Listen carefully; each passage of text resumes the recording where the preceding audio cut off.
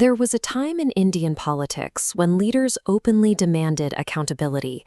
Years ago, the current prime minister criticized the sitting government, insisting that those in power must answer for their failures and listen to the citizens. Now, look at the reality of that promise today. In the early hours of the morning, Delhi police stormed a peaceful protest camp and forcefully carried away a 60-year-old man wrapped entirely in white bedsheets against his will. The man inside those sheets is Sonam Wangchuck, one of the country's most respected scientists and a national icon. Wangchuck didn't end up at this protest site by accident.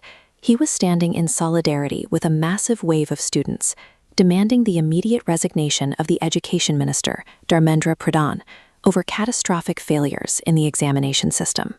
The traditional democratic mechanism, where a minister resigns to take responsibility for a failure, has disappeared. This fast exists in that vacuum, serving as a final attempt to force the kind of accountability that used to be automatic. To force a conversation with the state, Wangchuck sat at Jantar Mantar and refused to eat for 21 straight days, watching his own body deteriorate in the process. His goal, and the goal of the thousands of students backing him, was simple and singular. They wanted Dharmendra Pradhan out of office. The government's initial response was to act like none of this was happening.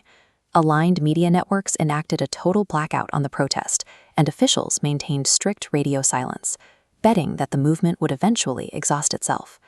They calculated that ignoring a starving man would drain his leverage. But by looking the other way, the state drastically underestimated the deep, boiling anger of millions of students. That strategy of silence quickly collapsed. Independent journalists and social media channels began broadcasting footage of Wangchuck's weakening condition, forcing the eyes of the world squarely onto Jantar Mantar. Soon, high-profile figures who rarely engage in street-level protests started showing up to lend their voice to the cause, including veteran actors like Naseeruddin Shah. They were joined by other voices from the cultural elite, like Swara Bhaskar, proving that public figures were willing to break ranks and align themselves with the striking students. Seeing the cultural tide turning, major political opposition leaders, including Akhilesh Yadav, recognized the momentum and flocked to the protest site to throw their institutional weight behind the students. Then came the breaking point. The combined coalition of students, activists, and politicians announced a massive march to physically encircle the Parliament building on July 20th. The convergence of the cultural elite and major opposition blocs at Jantar Mantar changed the stakes. The March on Parliament became an unavoidable threat to the state's control over the national narrative. Visibility is the absolute worst enemy of an unaccountable system. Once the movement reached a critical mass that couldn't be hidden, the state abandoned its silent treatment and prepared to use force. Before dawn broke, Delhi police moved in aggressively to clear the Jantar Mantar site, aiming to strip the movement of its central focal point while the rest of the city slept. To justify dragging a prominent scientist out of his own camp, the police held up a specific Delhi High Court order. They claimed they were intervening strictly out of medical concern to monitor his health. But medical care doesn't look like this. But silencing a court asked for health monitoring, the police executed a forceful eviction, deploying lathi charges and mass detentions against the young students trying to protect him. The control extended far beyond the streets.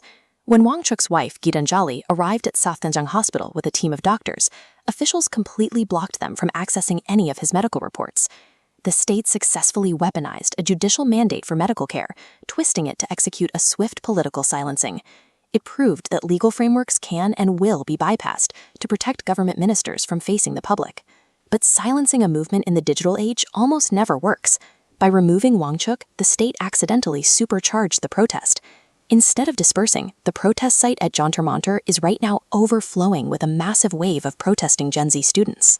Every heavy-handed tactic the police deployed, including physically surrounding and detaining peaceful civilian supporters, only acted as an accelerant for the crowd's anger, and the stakes have now dramatically escalated. The youth are no longer satisfied with demanding just the education minister's resignation. They are openly calling for the prime minister himself to step down. The intimidation tactics failed on the movement's leaders, too. Activist Abhijit Deepke was detained, released, and immediately returned to the protest site.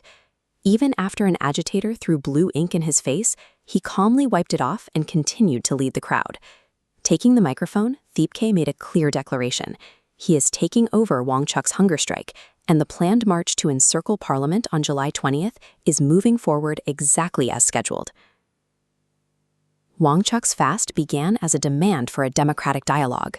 By choosing to remove him under the cover of darkness instead of answering his questions, the state proved his point.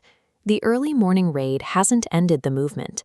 It has simply handed the protest to a new group of leaders, marching toward July 20th.